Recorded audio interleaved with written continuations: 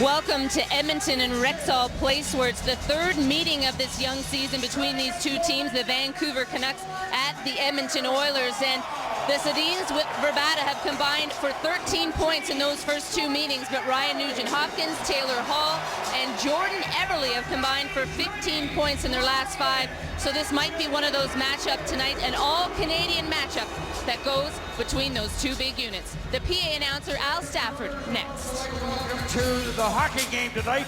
The Scotiabank skater, 10-year-old Andrew Despin.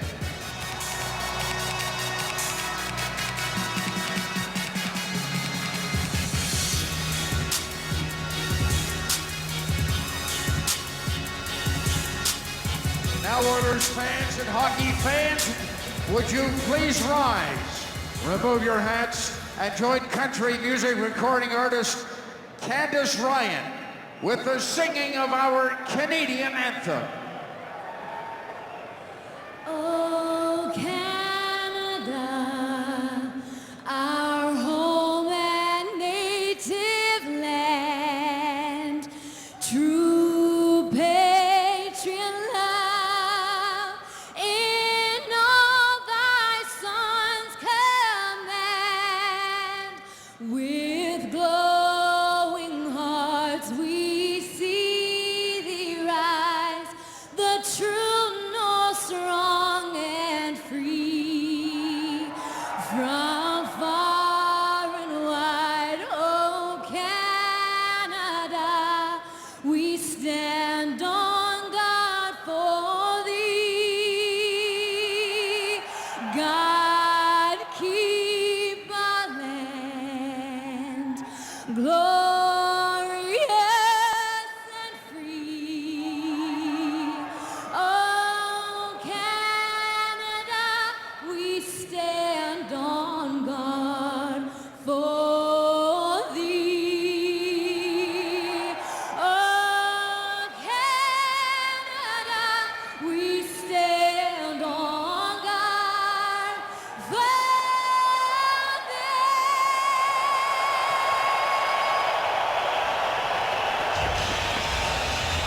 Edmonton looking for their first win versus a Western Conference opponent, and Vancouver looking for their fourth win in a row. Let's send it upstairs to Gary Galley and Dave Randor.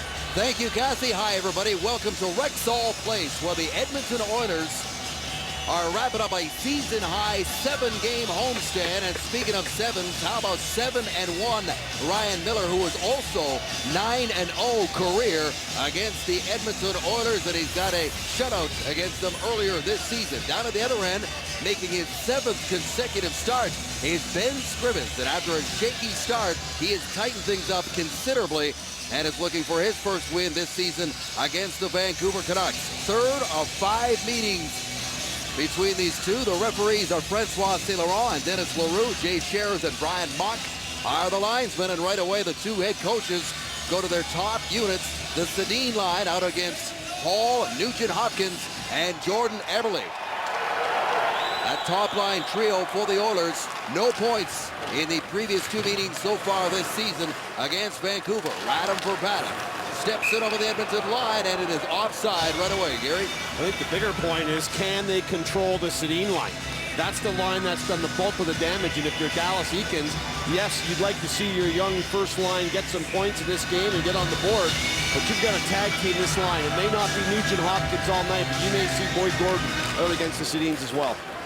Well, watch for that. Boyd Gordon has been a demon in the face-off circle. There's a lead pass to center ice for Hall on his backhand, and now the Oilers are offside, entering the offensive zone. When you look at that line, 4 goals and 9 assists in the games they played against Edmonton, the 2 games. The rest of the team only has 2 goals and 3 assists. So at the end of the day, for Willie Desjardins, he doesn't want to count on this big line all the time. He'd like to see some more spread out scoring through his 2-3 line. He's been getting some off the 4th line. The 2-3 has got to pick it up. We've seen some decent production from Nick Bonino, who's out there right now. 4 goals for him and 8 points. Jannik Hansen, as Cassie mentioned, up on this line with the absence of Burrows, who's serving the first of a 3-game suspension, picked up for the hit Thursday night against Alexei Yemelin of the Montreal Canadiens. Dan Hamhuis battles for the puck. It comes free for Arcobello. Puts it back to the line for Jeff Petrie. Winds and fires right on, and Miller makes his first stop of the game. The Canucks come away over the blue line. Mishandling it there and stripped of the puck was Higgins. The Edmonton Oilers started very slowly Wednesday night against the Nashville Predators, a game they lost 4-1. They were outshot 11-3 in the opening 20 minutes.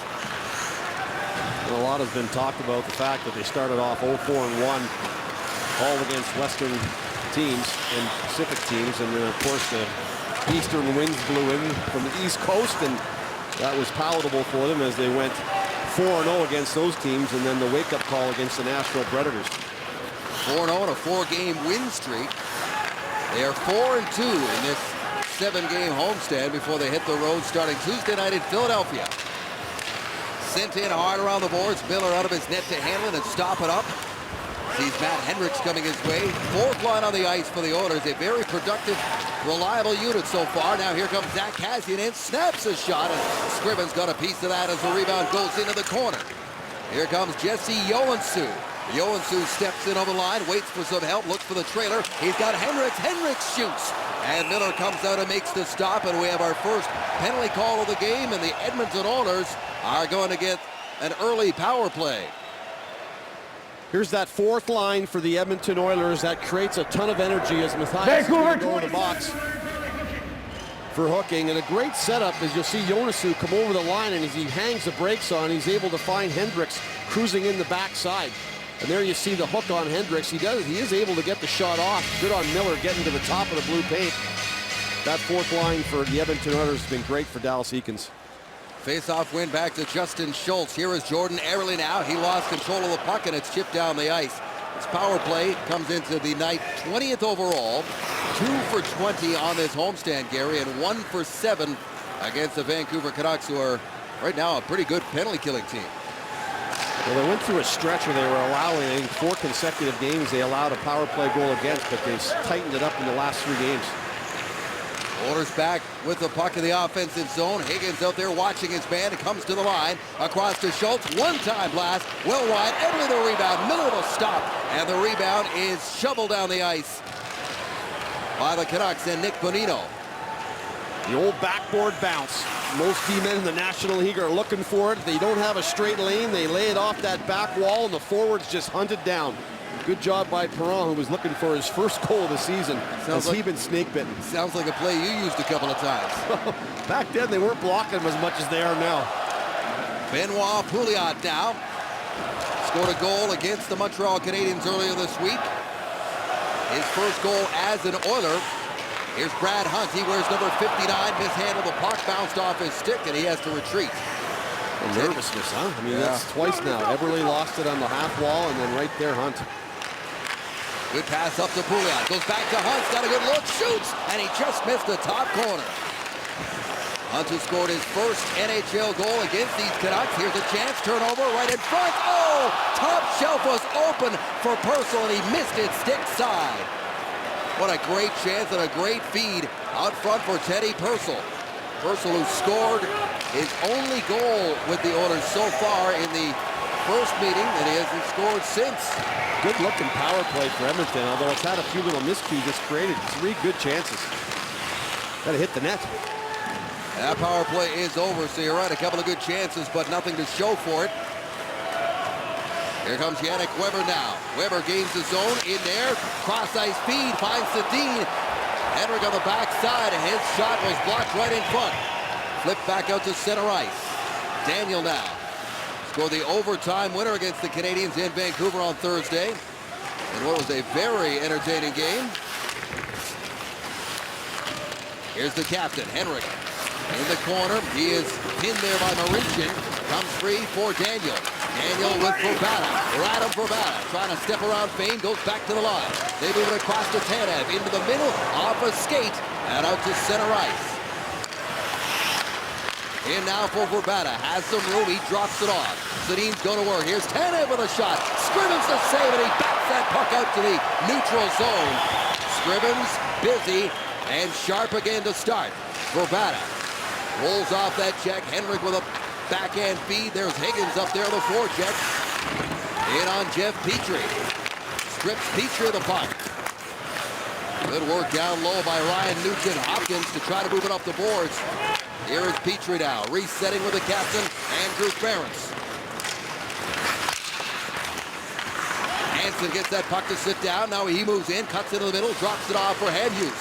Hamhuis in front, and that was just behind Higgins, and it's turned back by Taylor Hall. Edmonton's leading scorer in there. Hall shoots. Miller the save. Rebound up in the air. Everly bats at it, and Miller was ready for that as well. Here's Hall. Arcabello. Wide side room. There's a shot and a glove saved by Ryan Miller. Great chances at both ends. That one from Justin Schultz.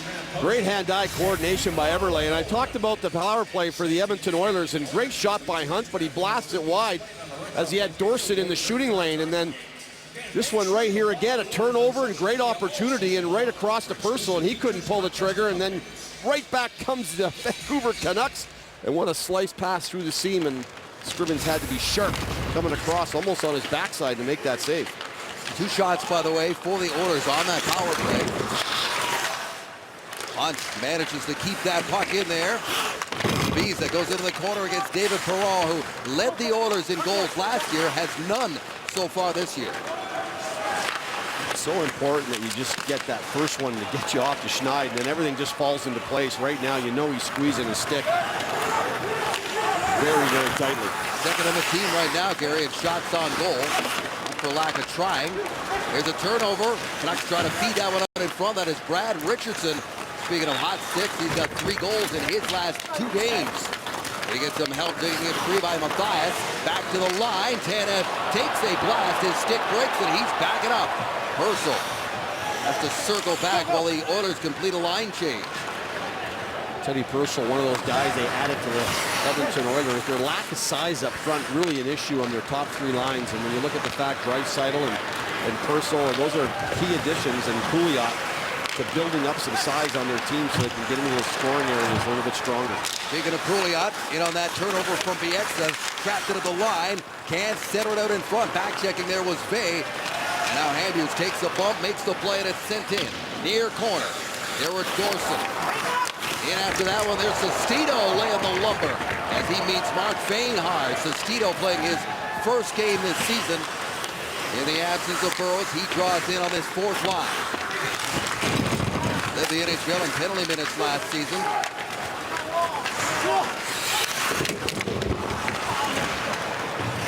Oilers stand there. Here's Nail Yakupov. Pouliot keeps it going to Leon Draisaitl. Draisaitl trying a backhand shot, can't get it in there. There's Ference with a blast into traffic. That is blocked. And that Oiler line will change. There's that big body, Draisaitl. We talked about adding some size up to the front 2 couple lines there, and he's hard to contain when he comes coming out of that corner. He's got the great reach and strength. Good scoring chance for the Oilers. Draisaitl, who scored his first career goal against Carolina, was given the go-ahead to unpack his suitcase and stay here for at least the foreseeable future. Not headed back to Prince Albert just yet. And that is offside at the line. The Oilers coming close here, but we still have no score at Rexall Place. You're watching Hockey Nights in Canada. Alex Burrows is going to be $75,000 lighter on his wallet, and counted about a couple of seconds coming from the blind side of Alexei Emelin. No penalty on this play. Emelin went to the locker room, did return to the game later, but they scored on this play, which ended up being the difference in the hockey game. Caught him right in the face, and you know, you just can't have the head being the major part of the contact. He gets 3 games for that from Stefan Pintel. And there's Tom Sestito, who's up taking his place tonight. He threw a nice hit behind the Oiler net on Mark Fane. So 3 games for Burrows, this one, and they are in a tough stretch right now, do the Canucks. Well, never suspended before, but at the end of the day, he has been fined a few times, and I'm sure they all add up. Well, Rick is in at Petty Harbor, Newfoundland, cod jigging with Alan Doyle of Great Big Sea. Then he's off to the lawnmower races at the Norwood Fair in Ontario. On the next Rick Mercer Report, Tuesday, 8 o'clock on CBC. Ryan Nugent-Hopkins wins the drop. Oilers moving across. Here's Hall in the middle on his backhand. Can't get a strong shot away. Gets the loose puck back to Fane. His drive knocked down in front of the net. Here's Nugent-Hopkins again. Turns, looks at Miller, snaps the shot, makes the save look easy. All from a good face-off win from Nugent Hopkins, but Hall is forced outside and all the way back inside his own blue line. Such a shifty player, Taylor Hall. Had the privilege of coaching against him. He was in Kingston playing his minor hockey with my older son Wyatt, and what a player he was then. My son was a goalie. That wasn't much fun, I'll tell you. Playing against Taylor was a chore every single time. Here comes Nugent Hopkins, puts it towards the goal, steered aside there by Miller. Henrik Sedin confidently in front of his own net. It's flipped far side for Daniel. Will spin around a pass into the neutral zone, and the Oilers take over from there. Here comes Andrew Ferris. Puts it in there. Sabiza is back. Lucas Sabiza. He is hit hard along the end boards. That was Jesse Joensuu who packs a punch. Now inside the Oiler blue line, looking for a pass across to Bieksa. Up high, and it's turned over. Quickly turning it back the other way of the Oilers. Flipped in there by Arcobello. Bieksa meets it in the corner, puts it up the boards where it's met and sent back in hard. On the near side, swept in there by Arcobello again. Hamhuis can't contain. Good shift again here from Edmonton. Here's Purcell now. Teddy Purcell looking for the man creeping in from the point. It's Schultz. Schultz goes back into the corner. Down low is David Perron. Takes it on his backhand. He's being watched by Hamhuis. Cycles it back for Purcell. Daniel digs it free for Bieksa, and they still can't get it out. Here's a chance here for Arcobello, and he couldn't get it with a one-timer. Hunt sends it right back in there. Yakupov on the puck now. Bieksa runs into Nail Yakupov. Dallas Eakins wants him to shoot more, and he's trying to do that. 7 shots in his last 2 games. He's sitting on 2 goals. Goal scorers they got to shoot. 16 shots on the year is just not enough for a guy who had 80 goals in 107 games in junior hockey. Here he comes. Gains the zone, tries to flip that one in front. Nothing doing, blocked, and skated away by Richardson. Up the boards and out. As the Oilers, last couple of minutes, have Vancouver hemmed a bit here. Well, they're shooting 9-3, and that's no fluke. They have been all over them. Vancouver had a few chances at the conclusion of the Edmonton power play, but the Oilers are skating extremely hard. Matthias makes a move, takes the hit from Draisaitl, drives the puck loose. Crowd likes that. Gets the return feed and skates it up to center. Here's Draisaitl, just turned 19 years of age on his backhand. Handled by Miller, swatted away. Does he use that reach or what? Unbelievable the reach on that stick. Nugent Hopkins pulls that puck out of the air. And here is Schultz. Team leader on minutes per game is Justin Schultz. That is played with a high stick, so the play is whistled down. 8:12 to go the first period. 3rd meeting of the season between Vancouver and Edmonton on Hockey Night in Canada. Back in Edmonton, where the Oilers got off to a real shaky start, Gary, but over the last 5 games, some positive signs for Dallas Eakins. People were starting to worry if Dallas Eakins was going to make it through the month, and the big number you got to look out for is in the last 5 games, the goals against, that number 11. That is the key. They really honed in. Their goaltending has been much better. They're starting to play a better defensive system. They're cutting down the quality scoring chances. Some people might argue that the games they lost, the 0-4-1 start, the first 2 or 3, they weren't that bad. Petrie with a drive off another face-off win. Edmonton has been very good on the face-off circle. Vancouver is not to start this season. That is a mismatch statistically coming into tonight. Higgins rubbed out there by Petrie. Knocks in the Edmonton zone. Here's Tanev, flips it towards the net, knocked down in front of Scrivens. Loose puck battle in the corner. Comes back to the line for Tanev. Tanev goes across to his partner. Edler with a drive. Scrivens a save. Big fat rebound, and it's cleared there by the Oilers down the ice. He lunges like that. That is scary. That is a bad habit to get as a goalie. You're just popping rebounds out forward in front of you on left and right. You like it when your goaltender just receives the puck into his body, almost like he cushions it in. Hall off his knees, gets the feed in there, scores! Jordan Eberle opens the scoring, and it's 1-0 Edmonton.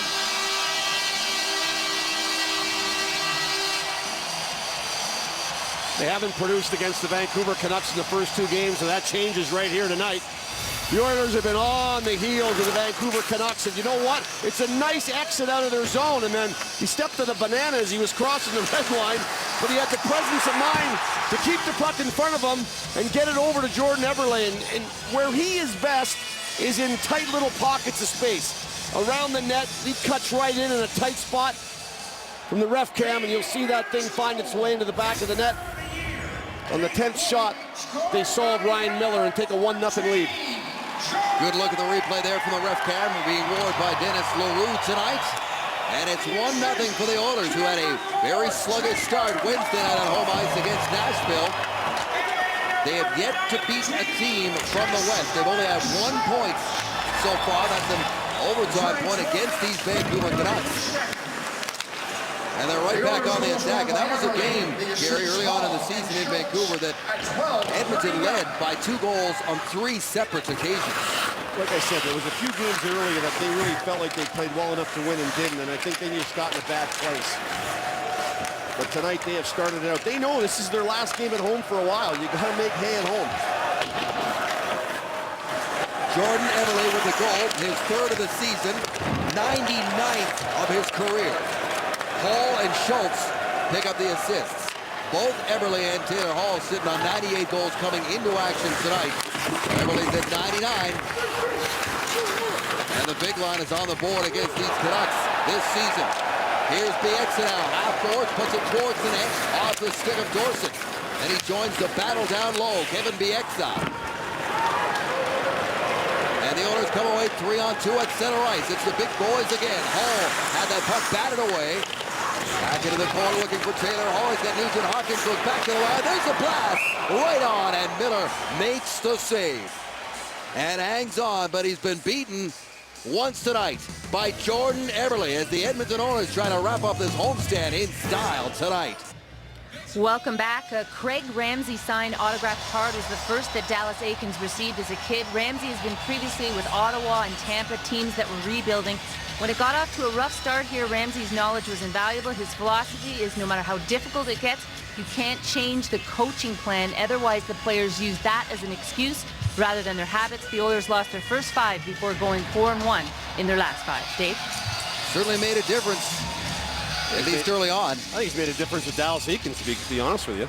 I think Dallas Eakins has certainly calmed himself down a bit this year, and talking to some of the players and talking to some of the people around, it's been a different approach for Dallas Eakins. I think when he came into it last year, there was some frustration. Some of the young kids he was trying to get turned around.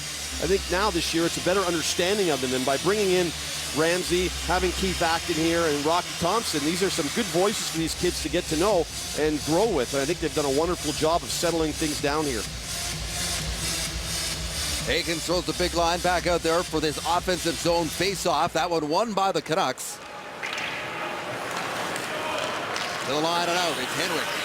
Steps in over the Edmonton blue line. Stops up and has the puck poked away, but he sweeps it back into the corner where it's met by Daniel. Daniel throws it across the goal crease, and that is off the boards and down the ice.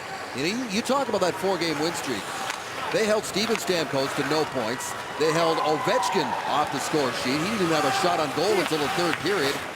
And they shut out Montreal, who were 7-1 at the time. Poor Ovi, everyone seems to be shutting him out of points. He scored 5 games.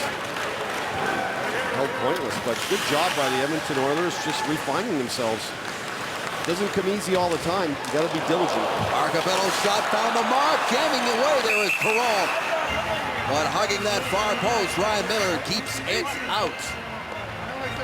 More pressure in the Vancouver zone as in this first period they are doing their damnedest to try to get out of this alive. If you're the Vancouver Canucks, you're just kind of weathering the storm. This puck comes to the net, and here comes Perron out the other side, and the puck gets to the net by Arcabello. And last night, David Perron had 2 or 3 of his teammates over for dinner at the house.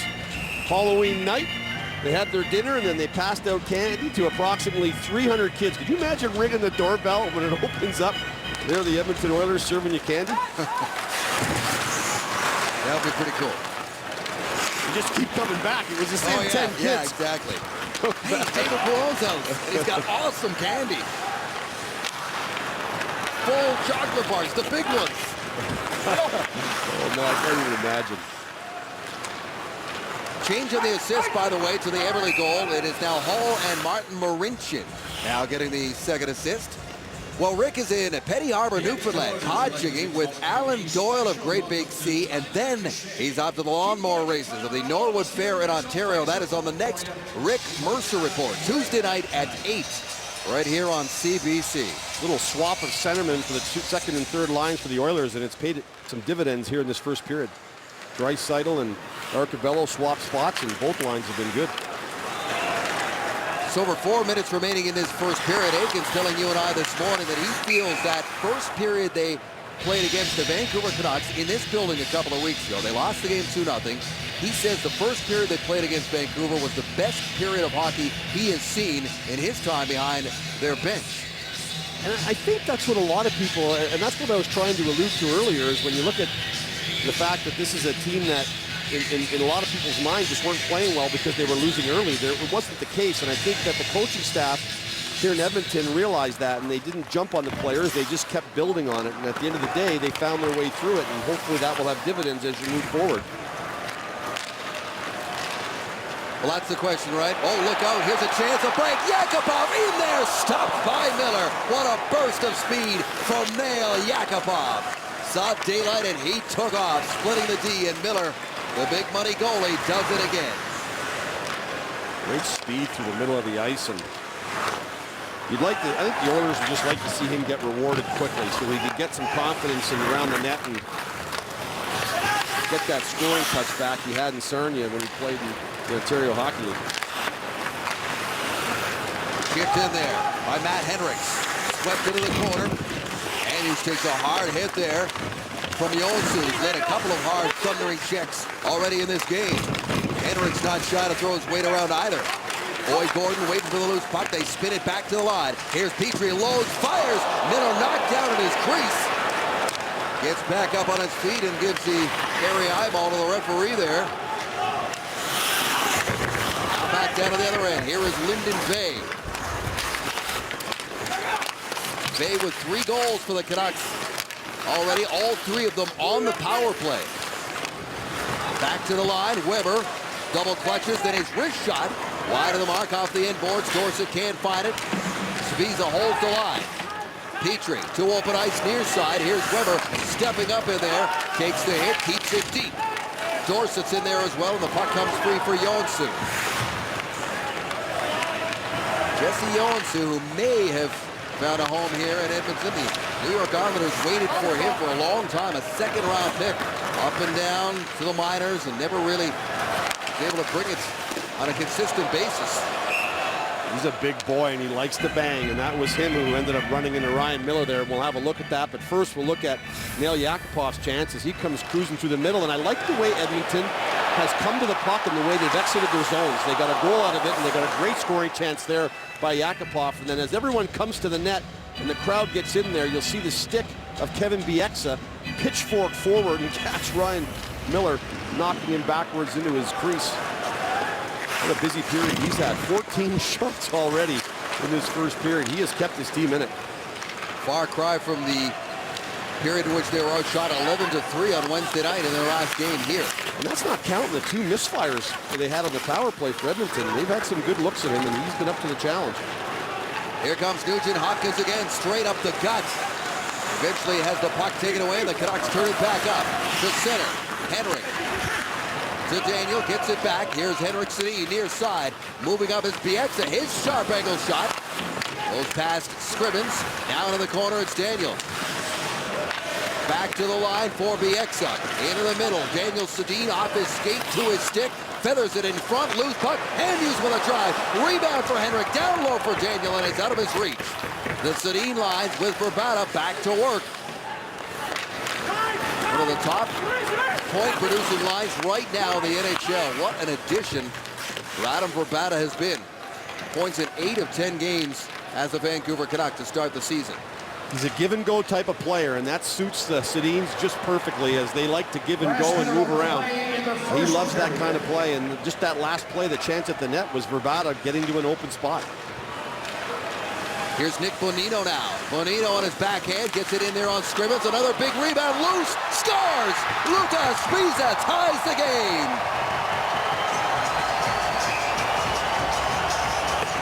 That's what's going to sting.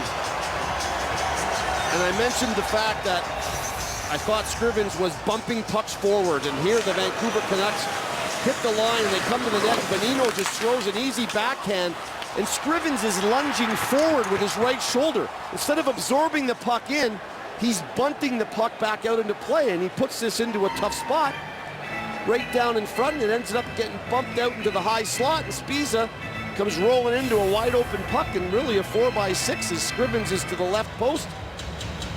And he has created some headaches for himself with some of his rebound control and poor coverage, and it's in the back of your net in the period where you were hoping to get out with a lead. Vancouver Canucks might skate out of this in the top.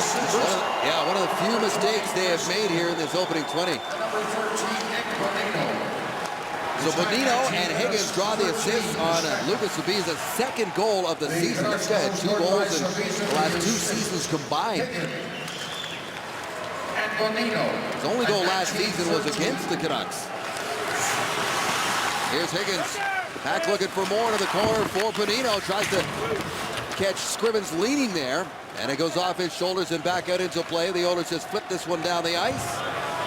Rolls in there as time winds down on what was a pretty fast-paced period here at Rexall Place. Jordan Eberle opened up the scoring on Ryan Miller, but then Lucas Sabiza ties it up, and that's where we sit. First intermission coming up. Back in Hockey Central Control with George Stroumboulopoulos. This is Hockey Nights in Canada. All right, take a look at your Budweiser Red Light scoreboard. See that? The Blues just won on the shootout over the Avalanche. Kyle Oposo has the 1 goal there against San Jose. Boychuk continues to contribute. He's got the assist. It's time to get back to the game now. Edmonton and Vancouver. And Dave Randorf is standing by with Gary Galley. Guys? Thanks a lot, George. Welcome back to Edmonton. Getting set here, a 1-1 game after 20 minutes of play. Gary, the Edmonton Oilers now have 28 goals, and the big Hall, Everly, Nugent-Hopkins line has 12 of them. Taylor Hall's been fantastic in this first period. I love the speed of his game. His speed backs off people. He's got great puck possession skills, and his skills are crazy off the charts. So he's a tough player to play against, and when he's on his game, falling down and then over to Eberle here on the first goal. He's a tough guy to contain coming off that wing. And that whole line, and you heard the guys in the studio talking about it, they have an immense amount of speed that they throw at you. And you've got to figure out a way to handle that speed without giving too much space as they enter your zone. But one of the things, the philosophies they change is they want the puck. They don't want to be dumping and chasing. They want it on their stick. They want to attack the heck out of it. And here they come again, attacking it is Hall, and he is spilled into the near post. Christopher Tanev gave him just enough of a shove there, and he is slow to pick himself up off the ice. I got to tell you, that leg of his hit that post, something fierce. And you got shades of Steven Stamkos just flashbacking in my head when this thing went into the net. He is coming down here full of speed, and Tanev cuts in and catches him on the hip. And when he gets into his hip, he can't control his balance anymore. And I'll tell you what, if those net pegs were never invented, that can be career over kind of injury. So the fact that that net came off is a very good sign. He did hit it low though, and the lower you hit it, it takes more thrust to get it off.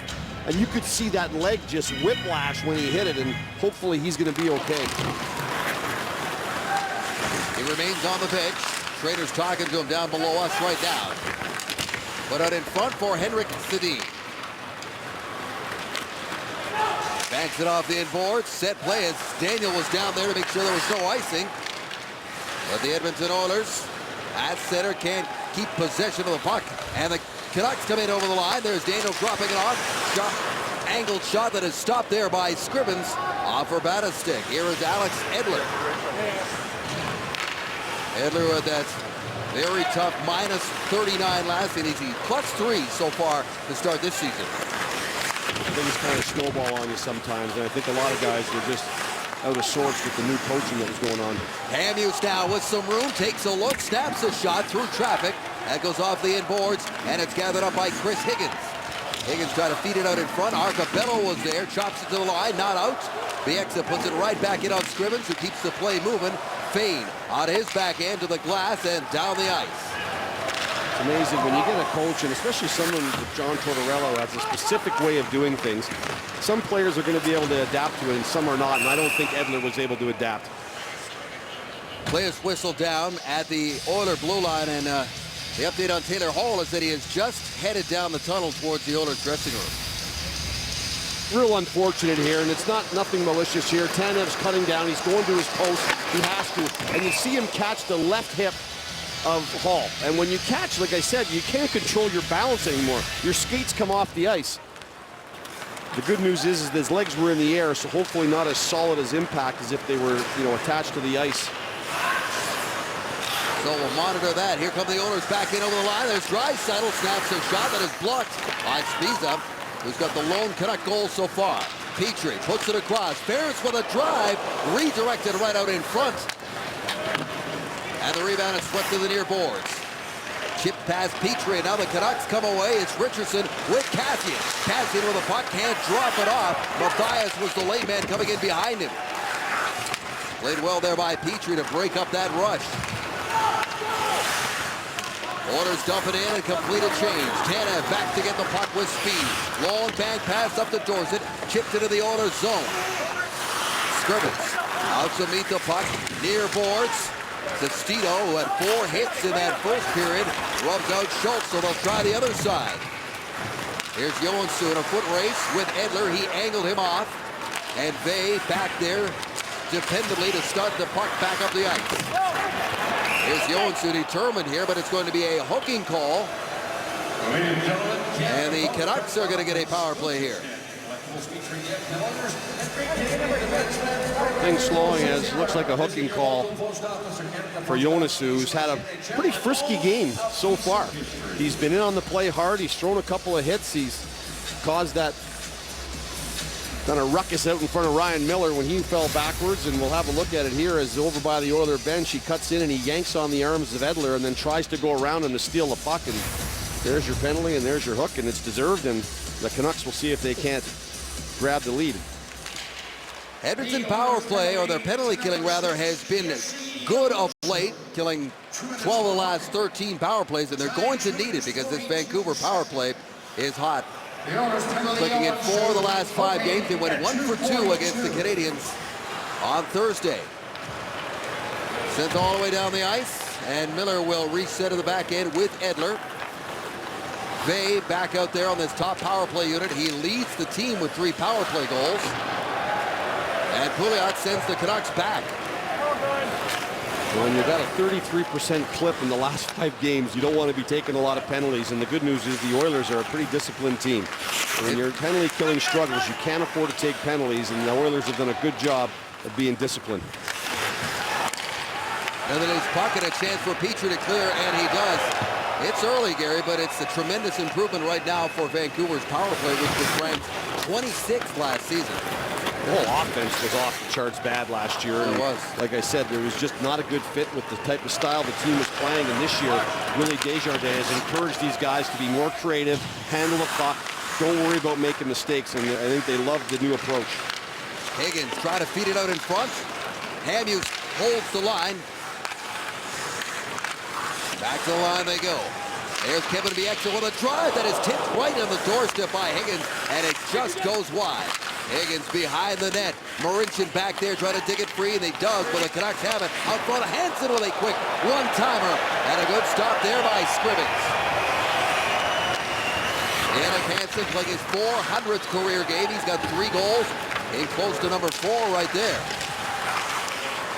Here's a turnover right to Bonino. Bonino tries to feed it out in front, and he can't get that puck to the net. I think the coaching staff would like to see him pull the trigger on that. You're sitting right on the hash marks in the slot.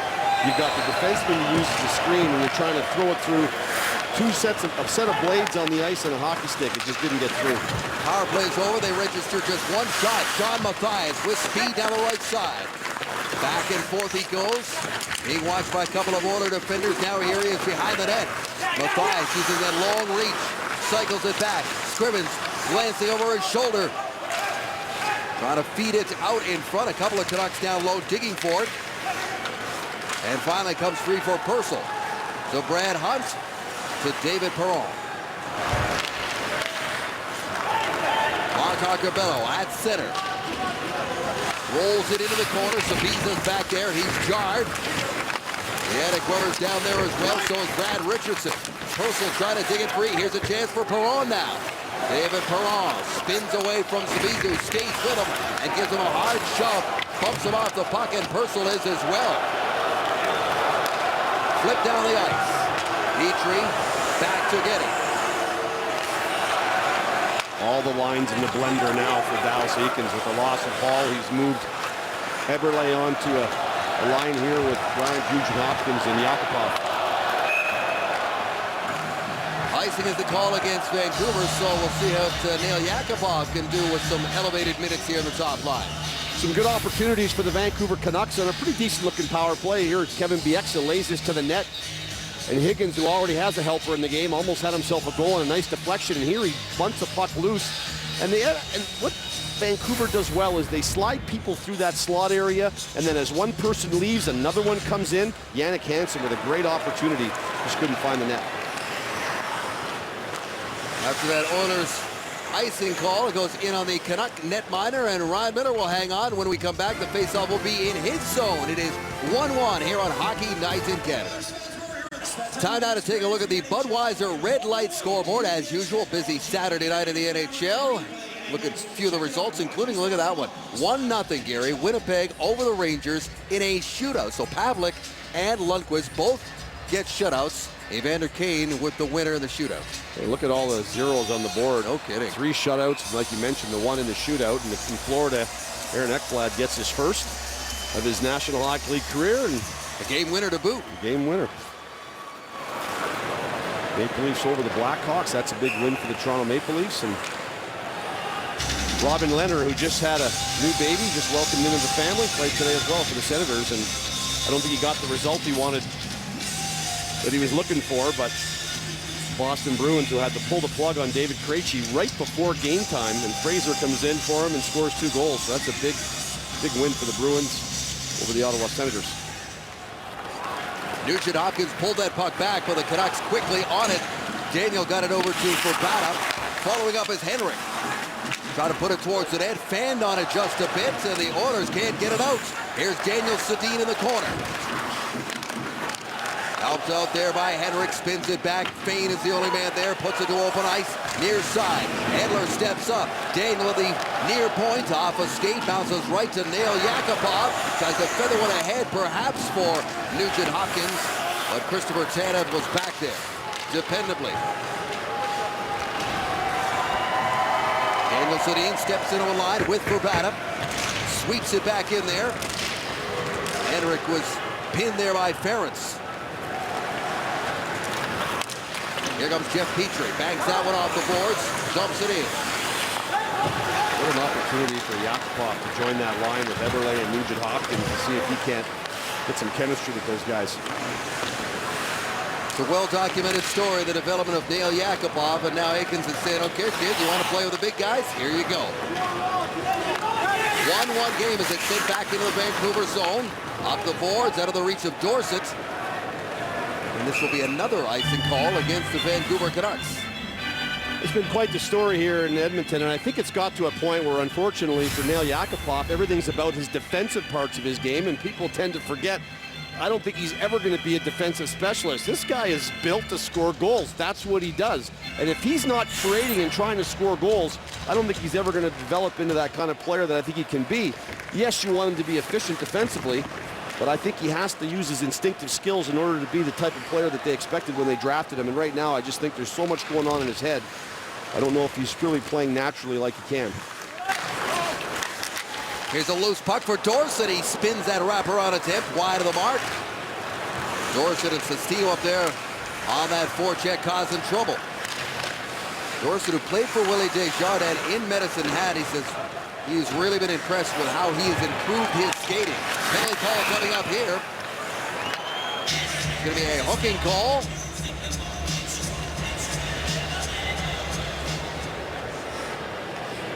Vancouver, number 13, minor penalty, hooking. Bonino heads to the box. Edmonton Oilers have killed the last penalty off, and now they'll get an opportunity as the reaching in stuff He's always looked at, and I'm not sure if I totally like the call or not. I think he reached into the stick for sure, but obviously the referee felt he got up into the hands a little bit, and the Oilers will try to take the lead in this hockey game. We're close to halfway through the second period. Vancouver's penalty kill, like their power play, has been good. They come into tonight ranked 5th overall in the NHL. 8 for 8 entering tonight. Now 9 for 9 as Edmonton has already had one power play this evening. Stepping in over the line, they'll try to set up. Benoit Pouliot spins that around the boards, waiting for it near side is Perron. Perron gets it to Ryan Nugent-Hopkins. Nugent-Hopkins dancing around the half board, throws it back to the line for Schultz, keeps it moving in front for Perron, who was there for the tip and missed the puck. Eberle let that thing rip to the net. He got his 99th career goal early this evening. That was almost 100 right there. And he's got the puck again. Eberle dancing around down low for Nugent-Hopkins. Up for Perron, wrist shot, missed far side, wide and out. Clear the zone himself. The wide one is tough. You're going for that far corner, but if you miss it, especially the way the power plays are set up in the 1-3-1, you don't have those 2D back on the blue line, so when it's humming around the boards, unless you've got the reach of Tyler Myers, I'm not sure you're going to get that puck. It's gone. Draisaitl picks his way to the zone, but picked himself into a corner, and it is cleared back out inside now the Oiler blue line. Quickly back up for Leon Draisaitl. Inside corners, Yakubov finds some room and gets it away to Hunt. Hunt off the end boards. Joensuu is given a bump there by Hamhuis. And Daniel chops it down the ice with Henrik giving chase. Scrivens way out of his net to get it away from Henrik Sedin. Not taking any chances there. The last guy back is Nail Yakupov, and he's got a ton of speed, so I'm not sure he was going to get in, but good smart play to come out and clear it.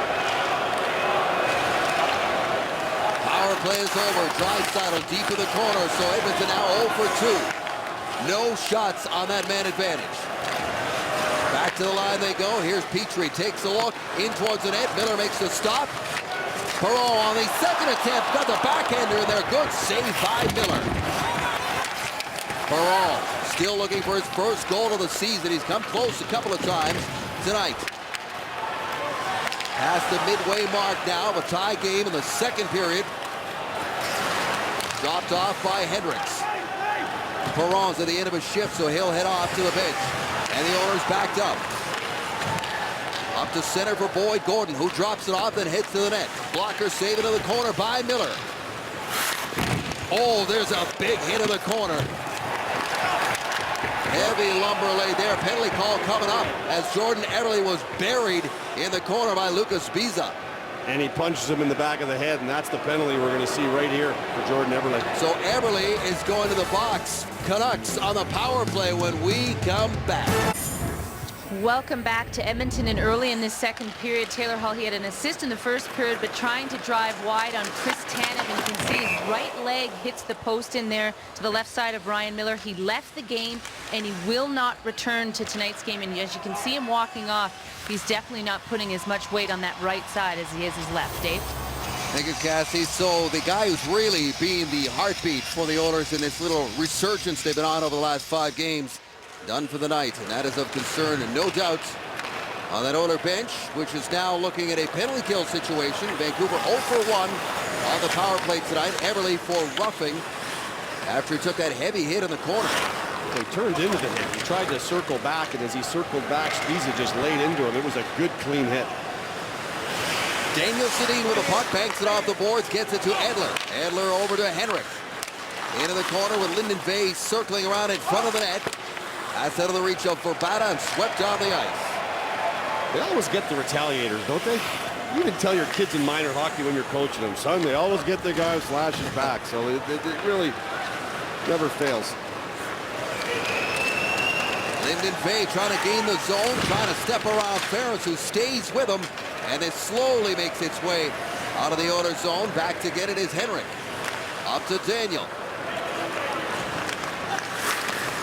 And Hamhuis has Has the puck taken away, and this penalty killing unit doing the job against Vancouver. Edmonton just has not allowed the Vancouver Canucks to get comfortable in the zone and set up. Once they get set up and they start all their crisscross patterns and drop passes, they're hard to stop. They're hard to follow. But when they enter the zone and you can apply the pressure right away, they've turned over a lot of pucks, and now they're doing it in the offensive zones. And they've got the puck still. Here's Agabello now after some good work by Joensuu. Joensuu still on it. 25 seconds to go, and the penalty to Jordan Eberle. Hunt sends it back in, and the crowd loving this.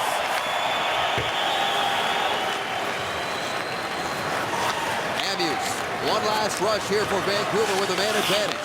Nick Bonino flips it across to Higgins. Too high to handle, to the line, and out. Hansen hustles back to get it.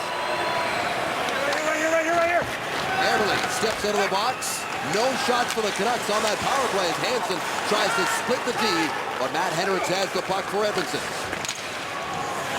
Vancouver 0 for 2 on the power play tonight. There's Nugent Hopkins with a drive that is deflected up and out of play. Well, a hopeful entrepreneur engages the Dragons in his battle to turn a fantasy world into a rich reality. Don't miss an all-new Dragons Den, Wednesday night on CBC, 8 o'clock. Great job by the penalty killers of the Edmonton Oilers. They had a rough start to the season, so the percentage is fairly low, which is not satisfactory. But boy, over the last little while, they have really stepped it up on the PK. They've done a pretty good job against a pretty good Vancouver power play. Eberle with the goal. Spiza with the goal for Vancouver. Late stages of the second period. Edmonton wrapping up a 7-game homestand. Kassian in towards the net, steered aside by Scrivens. Vancouver will play tomorrow night against the Nashville Predators. Here's Nugent Hopkins. He's in, shoots, great stop by Miller, and he gets the rebound too. That is a spot we've seen Nugent Hopkins score from. Last week he scored a nice one against Washington from that very spot. Here comes Kassian, drops it off for Richardson. He is dumped and down. There's going to be a penalty on this. I want to get a good look at this. What a solid hit from Ferris. The Edmonton Oilers definitely the aggressor in this game as far as the physical contact is concerned. Here's your first look at it. Oh boy. We'll be right back. Zack Kassian remains on the Canuck bench. Andrew Ferris in the box. A minor for a hit to the head. He comes across here and he's looking at a much bigger player, and what he does is as he elevates his knees to drive upwards toward the chest, his left shoulder gets away on him, and it catches Kassian kind of at the neck of his sweater and the lower part of his jaw. And that's what drove him to the ice, and there's your penalty, and I'm sure the people that need to look at that will have a look at it. You don't want the head to be the main contact of the hit, and that's what we looked at in the Burroughs hit on Yemelin. Is what you saw more in when the suspension he received for the hit in the slot area where he got his elbow out. That was more of a straight-on hit that came at him, but nonetheless, it did catch him high. I don't think he was intended to hit the head, but got a little way on him. So right after Edmonton had killed off a Vancouver power play, they're going to be called upon again here. Vancouver 0 for 2. Just one shot so far with the man advantage. 2 minutes for an illegal check to the head. Boyd Gordon pinning that puck along the far boards. It's dug free. Edler back there, gets it away to Henrik Sedin. Henrik at center ice, immediately surrounded there by the back-checking of Hendricks and Gordon. They're lucky they didn't take one right there on Sedin in the middle of the ice as the sticks got caught up in his legs and he went down. Pass up to Vey. Vey steps around the D into the corner, spins back. Radim Vrbata goes up top to Alex Edler. Edler near side for Daniel. Into the corner, Lyndon Vey. Vrbata's buried and the puck is sent right back where it came from. Marincin just stapled Vrbata to the backboards. I think Vrbata was waiting for Lyndon Vey to get out of the corner area where he wanted to go, and then he got his area just shortened up, and he took it on the chin of the boards. Here's a chance in front as the puck was fluttering there for Hamhuis, and it bounced over his stick. Or Bieksa was up there. He came close. Here's Henrik. Down low, centering it tipped. From Daniel, it is clear. They just can't get that puck to the net. Great slide by Schultz to take away the lower half of the ice right around the net in front of Scrivens. Here's Higgins now on his horse, gains the zone, drops it back, following up his hand use. He gives it up to Bonino. His shot blocked right in front. Hansen fights for the rebound, and Bonino chips it. Thought Bieksa was there, but it sends it back into the zone. Quickly turned back in with 15 seconds to go in the power play, and that is offside of the Edmonton blue line. I'll show you why the Oilers' penalty killing's been so good tonight. It's about effort and determination and a little bit of spitting nails here as Schultz goes down, takes away that lower part of the ice so Sedin can't get the puck out in front. And then here's Mark Fane getting in front of the puck and blocking this on Nick Bonino, and then using his feet to get that puck down and trying to get it out of harm's way. Oilers went through 14 defensemen last year in their play, and adding Nikitin this year, and Fane, and even Keith Ollie, who's in Oklahoma, but they've added some size to their backside. Mark Fane's been a really nice addition. Started out a bit slow as he was getting used to the new digs, but he has been great over the last little while.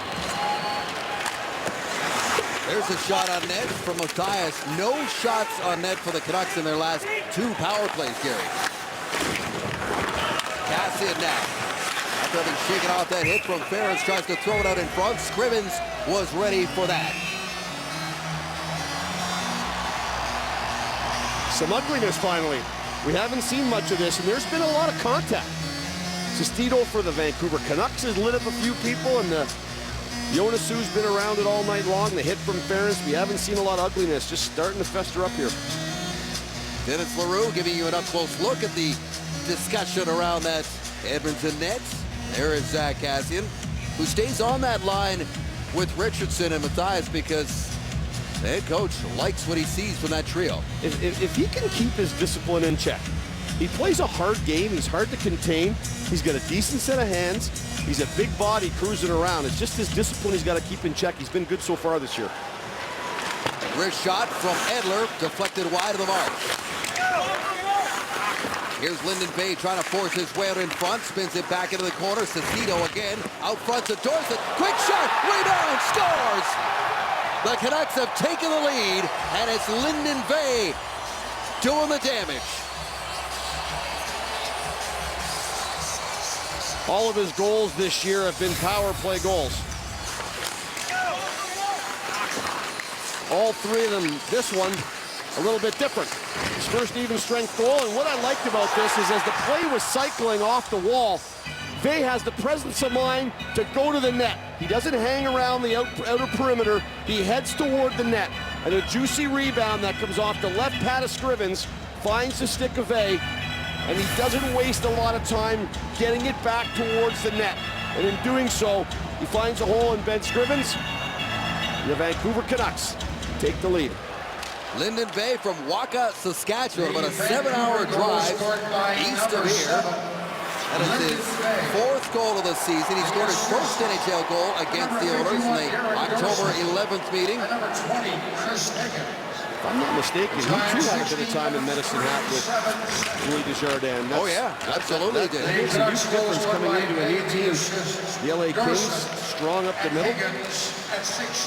He was targeted by Desjardins and Jim Benning, the general manager. They wanted to add him after he was on a very productive line in the American League with Tanner Pearson and Toffoli. Put on some weight, added a little bit of quickness to his game. And what a great opportunity for Lyndon Vey to come in here to Vancouver and be a productive kind of guy. And like I said, he's got 4 goals. That's nothing to sneeze at. And right there, he shows you why he's got a nose for the net, and he can finish. Dorsett and Higgins get the assists on the goal, and the Canucks have their first lead of the game. Here's Nugent Hopkins with some speed, stepping it over the line. Nugent Hopkins angled wide. Puts it around the boards. Everybody was waiting for it, but the puck never arrived. Cut off. Petrie puts it back in there. Here is Edler. Got it over to Tanev, who found himself in traffic. Draisaitl. Oh! Shoots! Scores!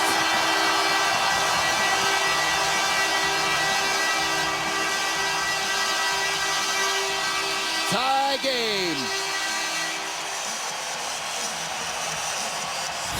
Number 1 for Perron. He gets it. He's been around the net tonight. Nugent Hopkins shows some speed entering the zone. He doesn't panic with the puck. He keeps it in play. And in doing so, the Edmonton Oilers keep possession.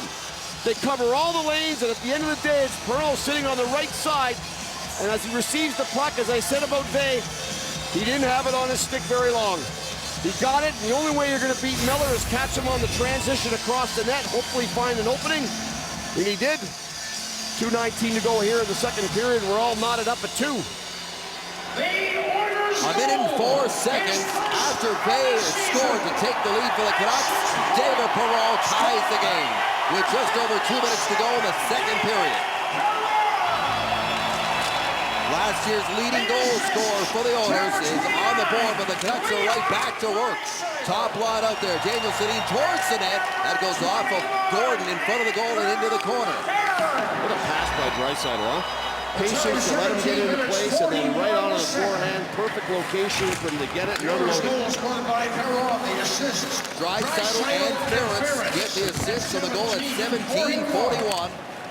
Hand out candy to kids? That's what happens. A little karma. It's good karma. He must have handled it the really good job tonight. And the place is buzzing again. Crashing in there is Sean Matthias. Up on the forehand. Richardson centers. Matthias loose puck. What a stop by Scrivens as he sprawls with his left pad, and he is down. Play is whistled down, and Scrivens is slow to get up. Sean Matthias gets in on the forecheck here and creates all kinds of havoc behind Ben Scrivens. And because of that, the puck turns over and creates an absolute grade A quality scoring chance as Bieksa and Cassian have a talk with Ference over that hit. There's the turnover Matthias causes, and on the cutback, they lose control of it. Out in front it goes. And Cassian just can't seem to find a handle on it. And there you see, we'll watch the backside as Scrivens goes to get up. It looks like Matthias' stick gets caught underneath him. Cassian bumped hard into Ference. They had a little stare down momentarily after Ference sent the puck in there. That one's not over. Or so it appears. Do it legally. It's a 2-2 game. You don't want to be giving up points by taking crazy penalties at this point.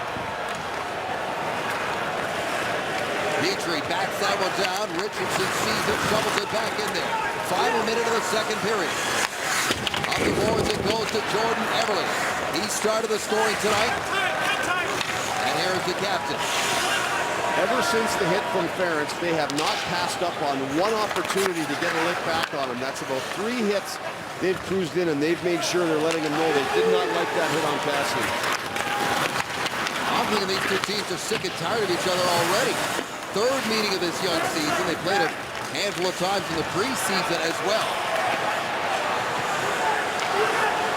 And we are going to go into the third period, deadlocked at 2 on a Saturday night at Rexall Place. Two teams trying to keep it rolling here. Ben Scrivens and the Oilers, having won 4 of their last 5. Same thing for the Vancouver Canucks.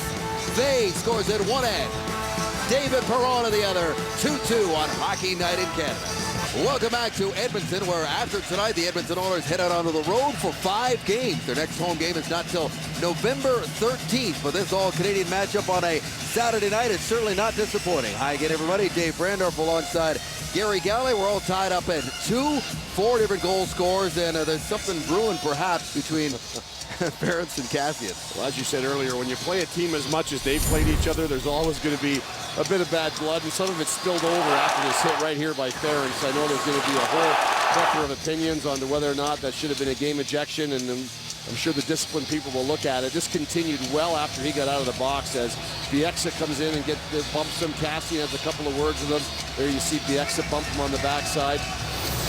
Matthias took a run at him there, so we'll watch that as we get into the third period, and I'm sure Mr. Ference will be having a conversation, at least a minimum a conversation with the disciplined people, Stefan Kinsel. Do you quickly want to weigh in on that after the guys in the studio had their say?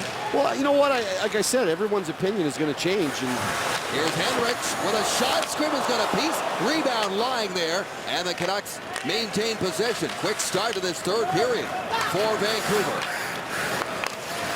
3-game win streak on the line for the Canucks. Here's Vrbata with a drive. Misses the mark. Kept into the far point there by Edler. Henrik now. Banks it to Vrbata. Vrbata to Henrik. His one-timer. Blocked in front of Scrivens.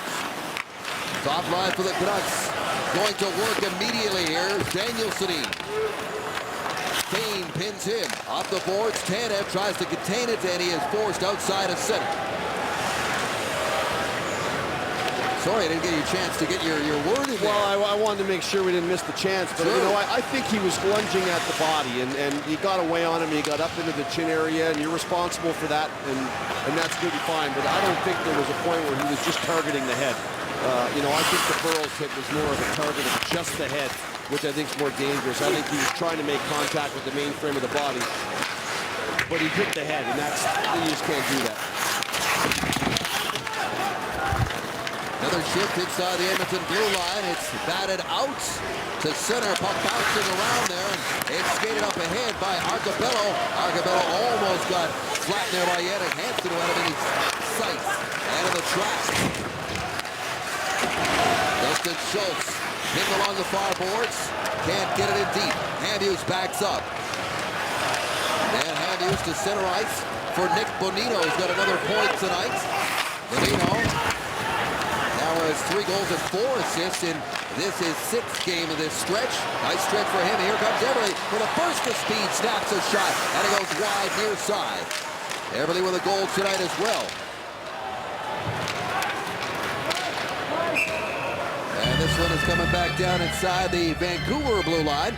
Well, calling Canadian entrepreneurs, enter the online den. Pitch your startup ideas now. For details, visit cbc.ca/NextGenDen. Well, I know one thing, Dave. The one thing we were all going to agree upon is it wasn't penalty. We'll all agree upon that. And after that, the conjecture will start as more pushing and shoving off the face-off between Weber and Yakupov. Schultz sweeps it back in there. Lucas Zabiza back for it for the Canucks. Across to Yannick Weber, who got into the lineup when Ryan Stanton got hurt in a game against the Oilers. Stanton's close to returning, but right now they don't want to mess with a winning lineup, so Weber stays in there. Up ahead to Yakupov, swirling in there. Here's Nail Yakupov, centers it out in front, and he couldn't find a man open. Was looking for Nugent Hopkins. Yakupov getting first-line minutes here with Hall out of the game, and now a penalty call against Vancouver as Cassian number 9, minor penalty tripping. gets a tripping call.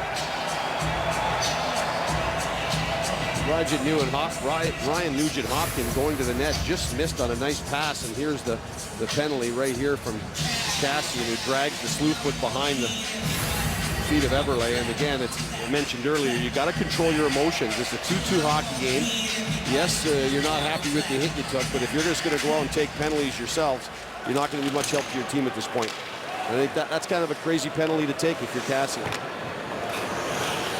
think the adrenaline might be flowing a little too high right now. You've had a chance to go in the room and sit down. Don't come out and slew foot somebody. It's an obvious penalty. You're going to the box, and you know, I just think it's in a game like this, you know, you're up by 3-4 goals and you want to inflict some pain on your opponent. I've seen that happen, but I think that was the time for it. Edmonton having trouble getting outside their own blue line here. They are 0 for 2 tonight. Neither power play has been that effective. Draisaitl center, drops it off in the game of zone. Jesse Joensuu up there. Getting a little power play time here. On the top line rest, Purcell pushes it out in front, into traffic, and sent back into the corner. Joensuu's dumped. Henrik is there. So is Daniel, who's got the puck now. He is rocked just outside the blue line as Yakupov caught Daniel Sedin. Here's a chance, and the shot from Hamhuis goes wide. Now a chance in breakaway. Eberle, oh, his backhand goes up and over the net. What a chance for Jordan Eberle. A solid hit and 2 awesome chances at either end. Yakupov throws the crashing hit. We'll show Eberle first as he cuts in, tries to go to the backhand for his 100th career goal. Daniel cuts in, and Yakupov comes right in and nails him, and that leaves the far side of the ice wide open. You're going to see 3 Oilers in your frame, one below you, one right there, and one cruising in. That leaves the far side of the ice open, and what a collision by Yakupov, and that allowed Hamhuis to cruise right in and rip the puck there. What a save by Scrivens. What a chance for Eberle as well. He's been flying tonight. Here's Dorsett on the loose puck, scores! Derek Dorsett! Short-handed goal, and the Canucks have the lead again.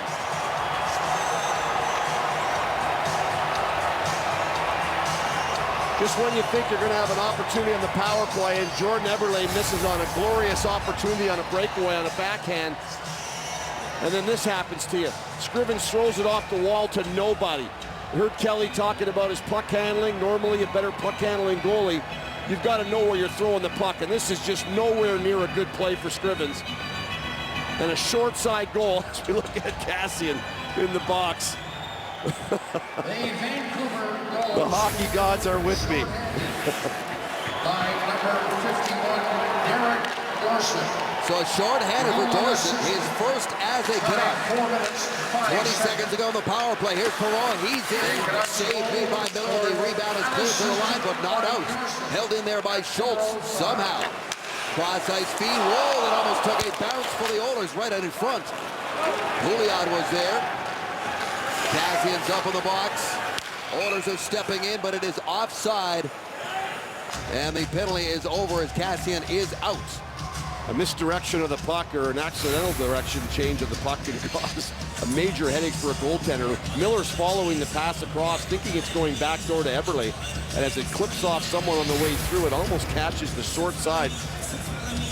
A lucky break there for the netminder of the Vancouver Canucks. And Willie Desjardins goes right back to his top line with his offensive zone faceoff, won by the Oilers. Joensuu now at center, sends it in. Weber, first to the puck, gets there just in time, up to Zabiza. Back at center ice, it's Radim Vrbata. He's got the Sedins with him. Vrbata shoots right on, big rebound, and nobody there to bat it in. After the initial stop made by Scrivens. Jesse Joensuu fires it back in for Edmondson. Matt Hendricks takes the bump, still with the puck, cycles it back. Boyd Gordon has it. He's buried there by the big body of Lucas Biza. 2 Swiss national teamers back there in Weber and Biza. And it comes free. Canucks come to center. It's the Sedins. Henrik with a puck, trying to flip it ahead to Daniel, and that is broken up and turned back. Joensuu out to center. The last lead the Canucks had was very short-lived, just over a minute in the second period before the Oilers tied it on the goal by Perron. Here's Vey now. Vey chops it in there. He's got a goal tonight. Swept around the boards. Purcell tries to meet it. Vey disrupts that. The Oilers get it out. Sent right back in by Bieksa.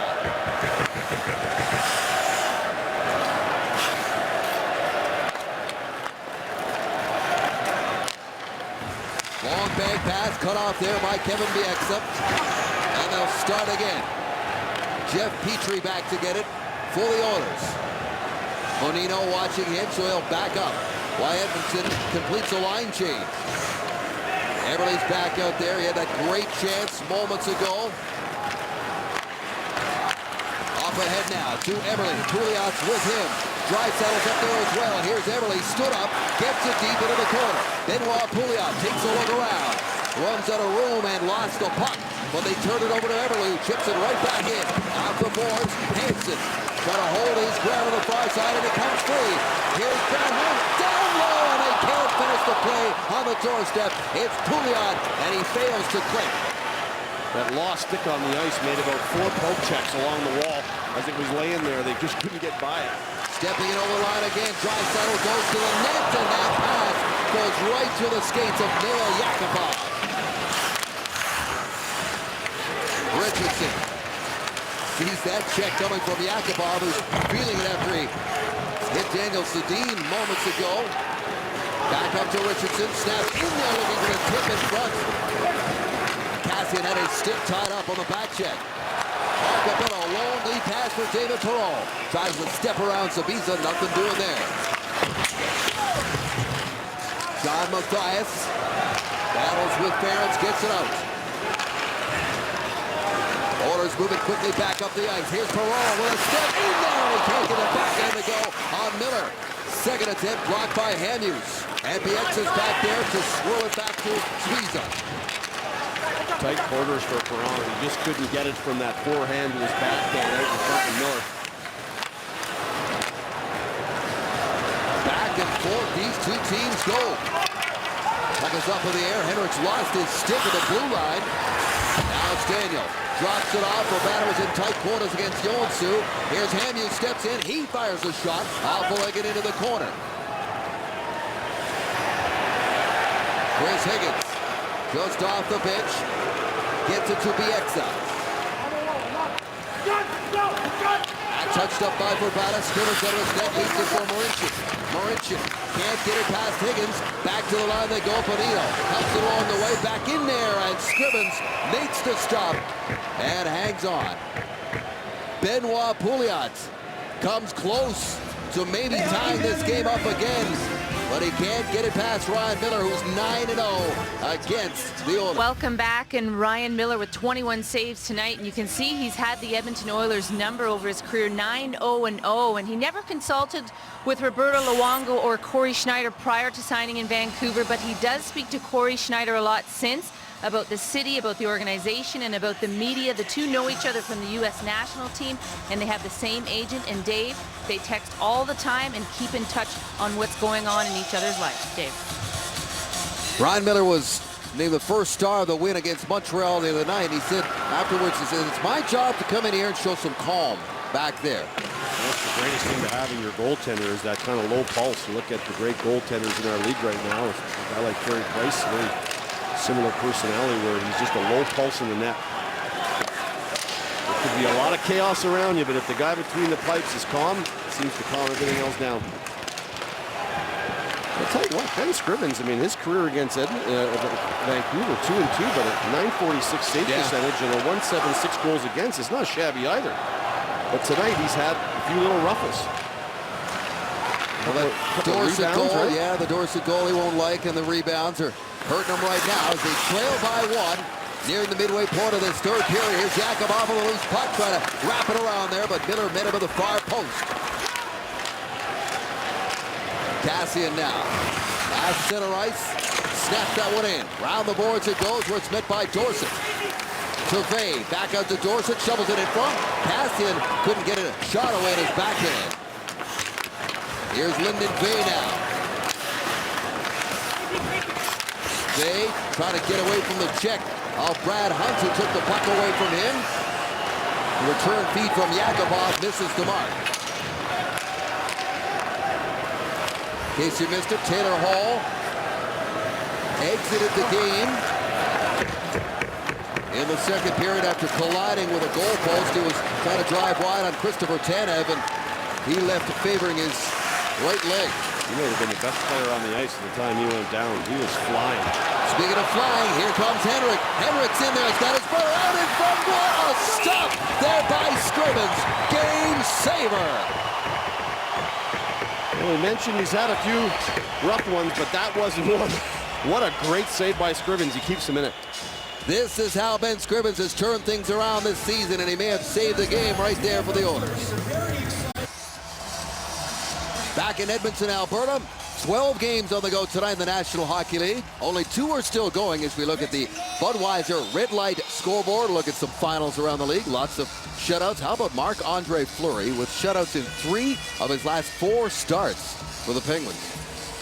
Well, as every year with Marc-Andre Fleury, it's not the regular season. Everyone seems to question him, and it's the playoffs. And I know last year, I think he made a step forward in the playoffs. I didn't think he was the reason why they didn't move on in the playoffs. There was a lot of other issues going on there, but good to see him back on his game and get a feel for the Sabres. They have had their struggles putting pucks in the back of the net. To put it mildly.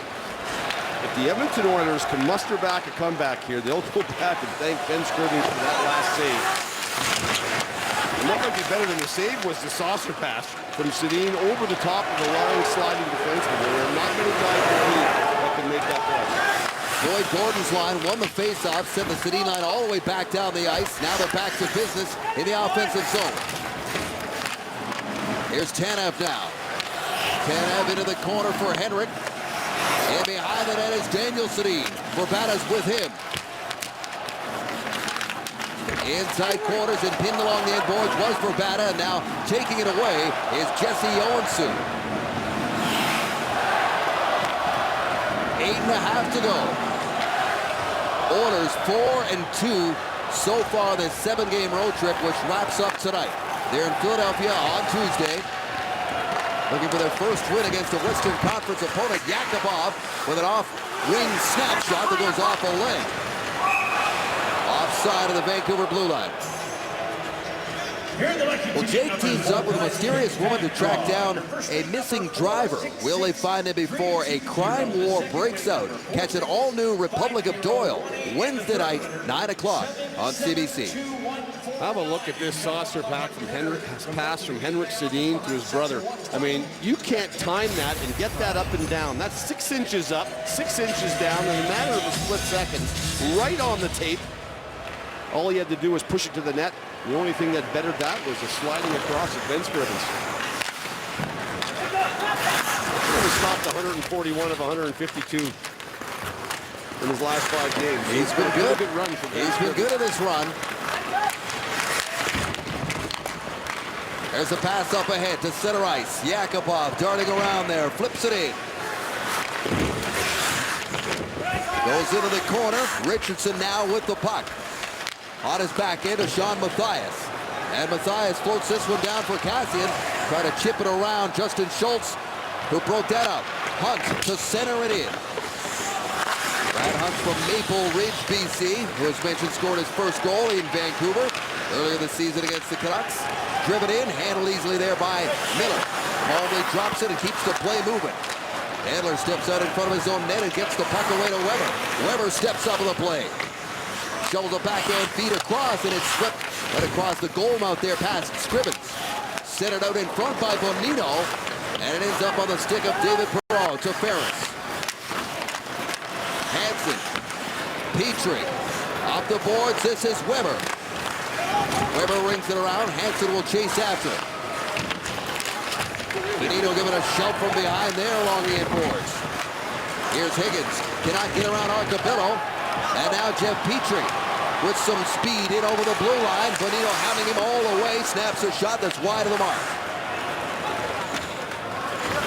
Might have been more of a penalty on Bonino than the one he took the first time where he just got the stick. That one was up in the arms for sure.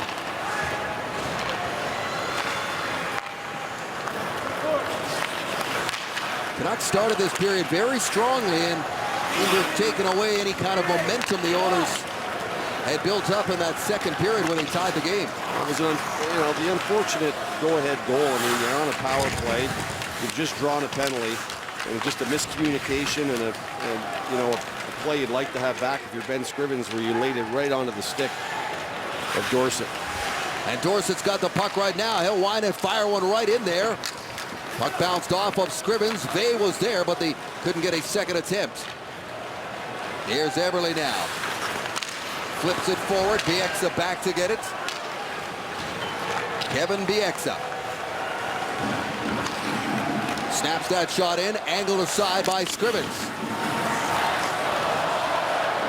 Nugent Hopkins looking for a pass. Instead, they come near side, and they're going to have to go right back into their own zone. Here comes Verbata again. And the Sedins up on the charge.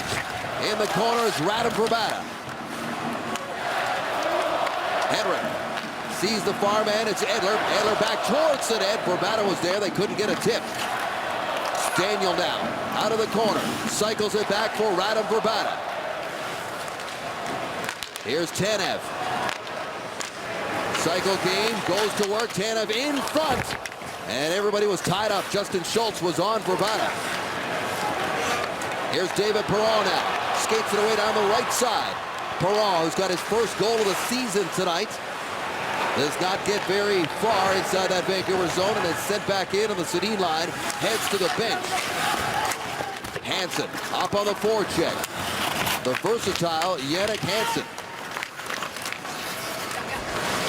Teddy Purcell digs that puck free and he'll head north.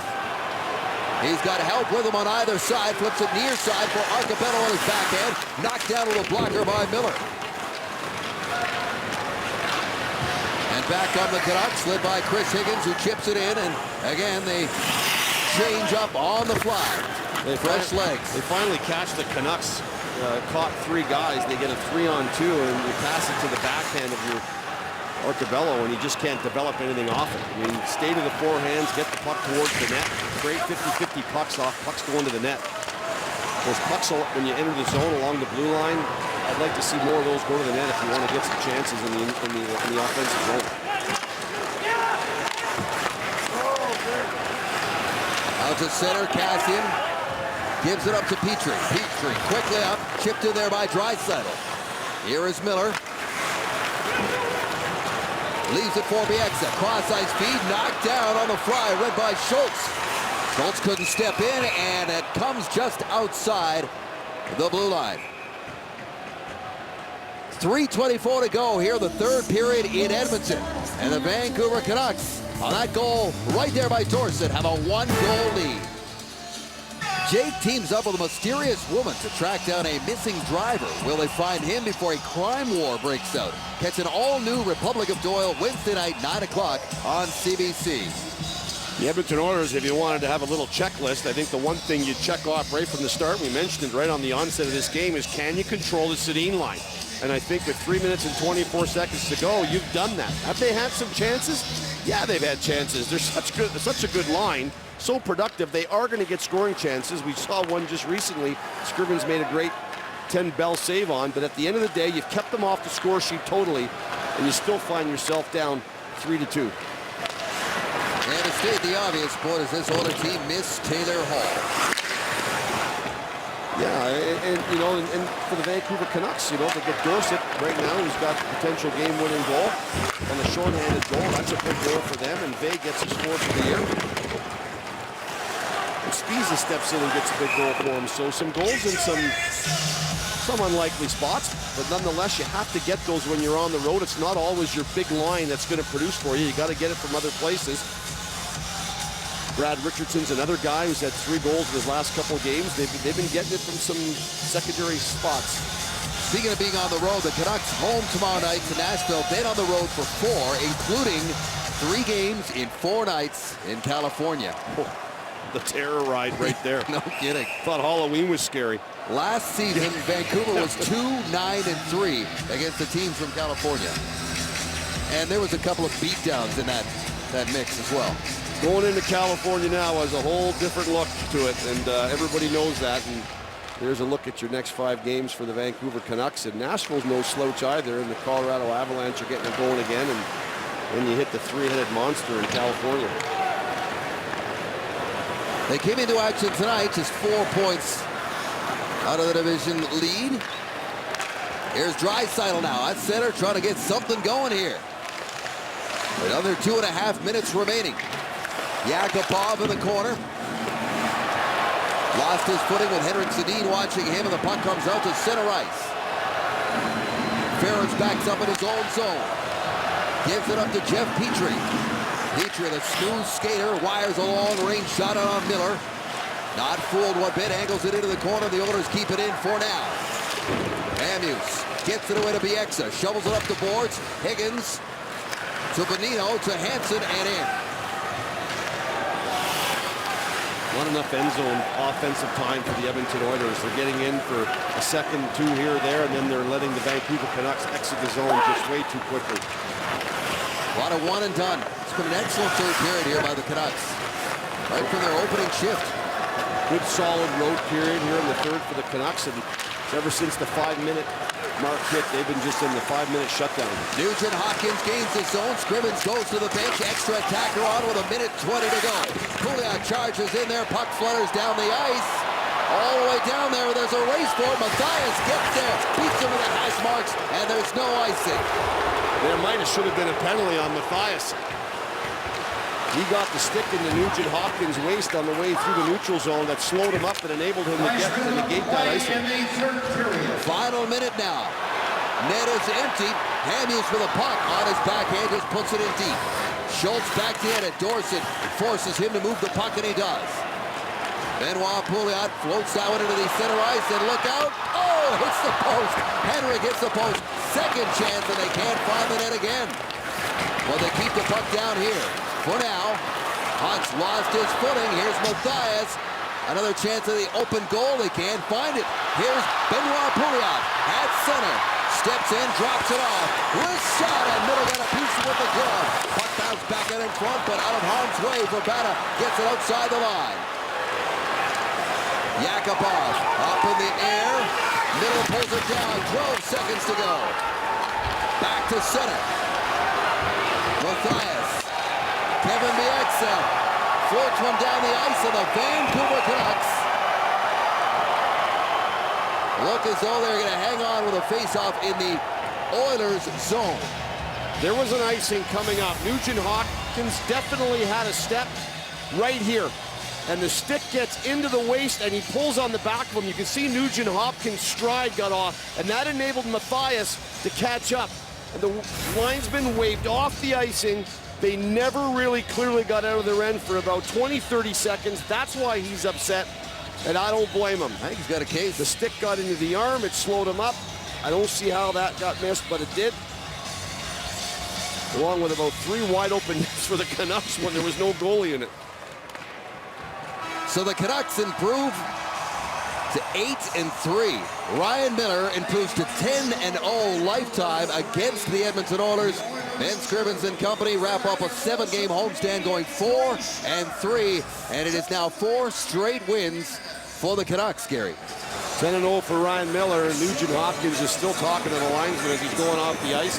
Great start for the Oilers. They come out of the gate just flying. Taylor Hall was their best player. Unfortunately, slid into that goal post, and hopefully he's going to be fine. They had a huge shot advantage, but slowly and determinedly, the Vancouver Canucks took over this game on the road. They end up out-shooting Edmonton 30-28 and beat them 3-2 again. And how about Ryan Miller? 8-1 to start his career as a Canuck. Here are your 3 stars tonight. Derek Dorsett gets the game winner. He is star number 1. Jordan Eberle, who scored tonight, the game's opening goal. Star number 2, and Ryan Miller. What can you say about his starts on the West Coast? 8-1. As the Canucks will head home to face the Nashville Predators tomorrow on home ice. George Stroumboulopoulos and the boys back in the panel when we come back to Hockey Night in Canada.